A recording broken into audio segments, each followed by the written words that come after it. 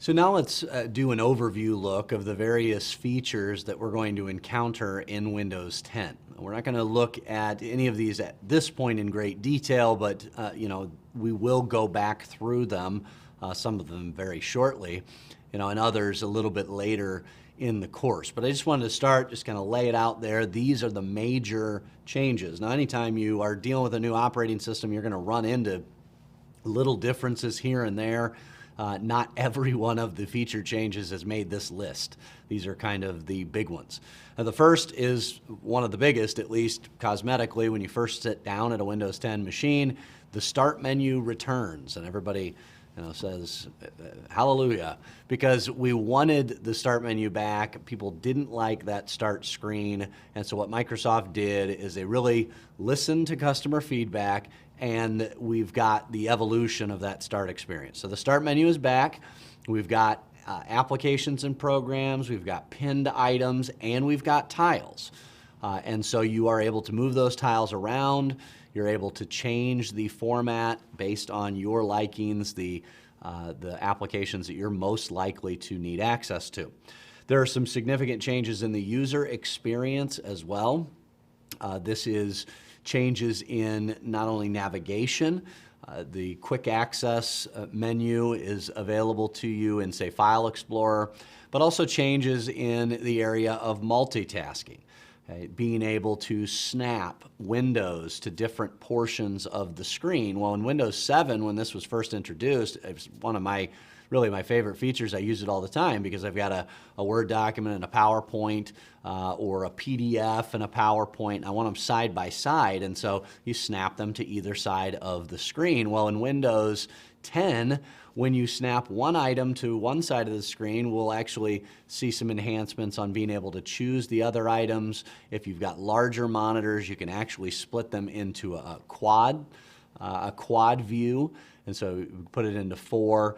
And then you also have virtual desktops. This sort of makes me chuckle. Virtual desktops is something that has been in other operating systems for years, Linux and Mac, but Windows has not had this concept. So it is kind of nice. I actually have used this quite frequently at home because I'll leave the computer up and running. I'm working on things. If I want to walk away and I don't have to worry about someone else in the family sitting down and accidentally closing my windows, I can just switch to another virtual desktop. Opens up a nice clean desktop for them to use. They have no idea that my other stuff is continuing to be open and running in the background. And when you do Alt-Tab, you don't even see the items on the other virtual desktop. So that's a great change. And as we go along, there will be far more user experience changes. I'd alluded to one of them, this tight connection with Microsoft accounts. Whether you have a local account or a domain account, you can link it to a Microsoft account, and therefore then your settings are going to synchronize across multiple devices. So that's very cool as well. Tablet mode is a little one button to click to turn on. If you are running Windows 10 on a tablet, then you do want full screen applications. If you're running Windows 10 on a tablet, you don't need a taskbar along the bottom. That's a PC thing, generally speaking. So it will go into tablet mode by default on a tablet. You can switch it in and out of tablet mode if you would like. The Windows apps, these are the Windows Store applications. There are your standard desktop applications, and then Windows 8 introduced the Metro apps, is what they were called then. These were full screen applications that were accessible in the Microsoft Store, and the only thing you had to have to get into the Microsoft Store was a Microsoft account, which is free. Okay, some of the apps would be pay-for apps, other apps were freebie apps, but they were designed for the tablet experience, the phone experience, and some people on PCs would actually use them as well. They've been completely redesigned, and it may seem like a minimal thing, but believe me, if you have used Windows 10, I would assume you're going to agree it's not, and that is they are in resizable windows. So when you open up a Windows app, this new generation of application, it shows up just like your other desktop apps. And so you can Alt-Tab between them. You can cycle through them. You can view it full screen if you want, but it opens up in a window by default, and that's just a huge benefit, because if I'm on a PC and I want to use a store app in Windows 8 or 8.1, it goes full screen, and it just makes it difficult to toggle between the different applications that you had opened up. So you had to move your mouse up to the top left corner and to see the different applications that were running. It was kind of a pain. And so they reworked that. They made the Windows apps resizable, and there are a lot of different apps. There is a new Windows Store. It's very much been streamlined. It looks a lot neater, easier to find things, and there do seem to be a lot more apps in it now than there were previously. Another huge change is goodbye Internet Explorer. And every time I say that, I think, no, that can't be right.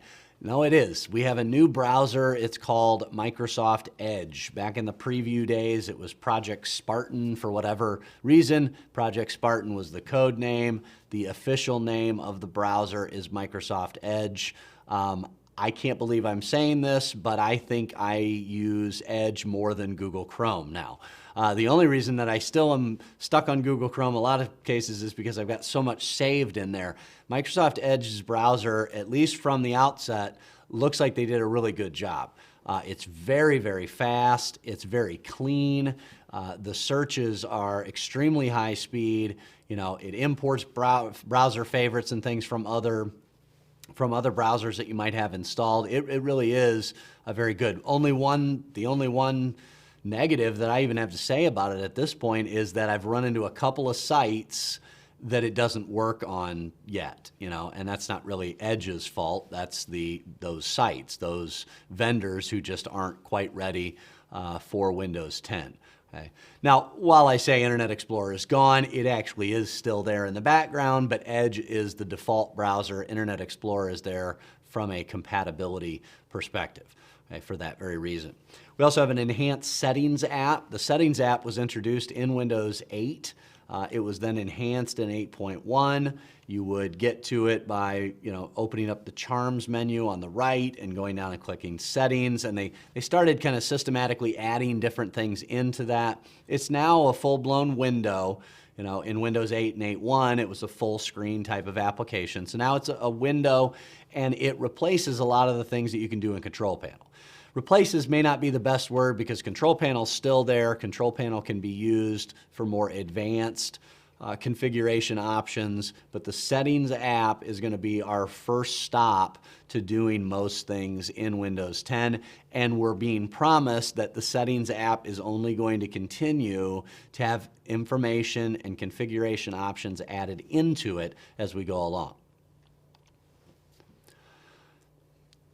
As you might imagine, there are a whole slew of features that are new, more on the IT professional side of things. And so these are going to be features that I'm going to mention now, but we're going to get to them later when we start getting into more enterprise level options. The first one is called Windows Hello. And if the name implies anything, it should imply something having to do with login, user identification and authentication. And that is exactly what it is. It leverages current biometrics hardware that you might have installed on your machine.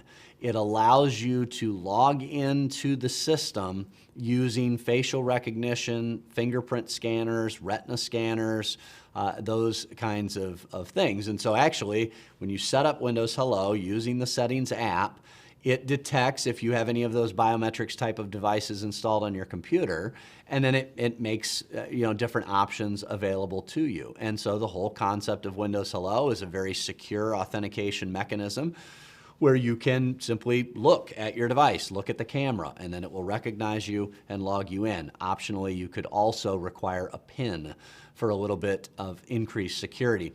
Microsoft Passport is very much related to Windows Hello.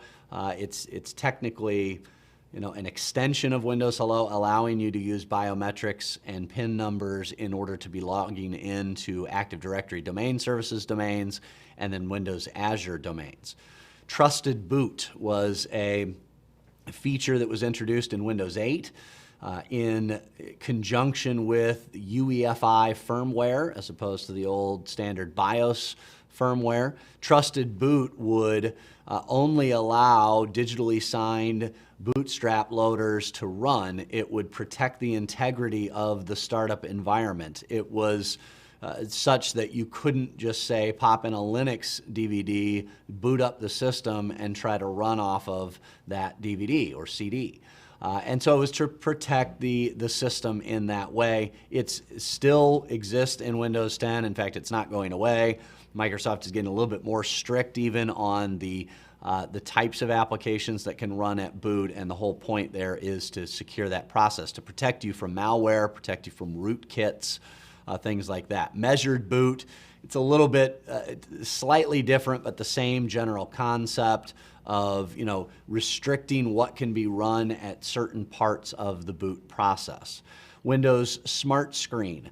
A Smart Screen is really an extension of the old feature in Internet Explorer, the Smart Screen filter. Windows Smart Screen works with applications, it works with the Edge browser, and it identifies potential malware sites, potential phishing websites, and it tries to keep you or help you keep your information safe.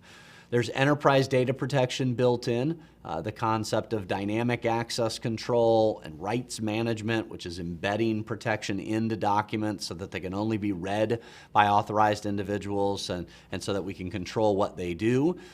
Much more on this later, but that's all built into 10 as well. You've got pervasive device encryption. So as an organization using Windows Intune, we can force complete encryption on the device so as to be able to then lock out that device, remotely wipe that device, and do all that from a central point of view. And this applies to PCs, to phones, to tablets that would all be running Windows 10. Then we have Client Hyper-V, and Client Hyper-V was first introduced in Windows 8. It is for the Pro and the Enterprise versions of Windows 10, and it allows you to run the virtualization platform that is run in Windows Azure, that is run on Windows Server 2012 R2, that's run in the currently in technical preview 3 stage Windows Server 2016. Okay? This is the server virtualization platform, the hypervisor that allows you to run multiple virtual machines on a single physical box.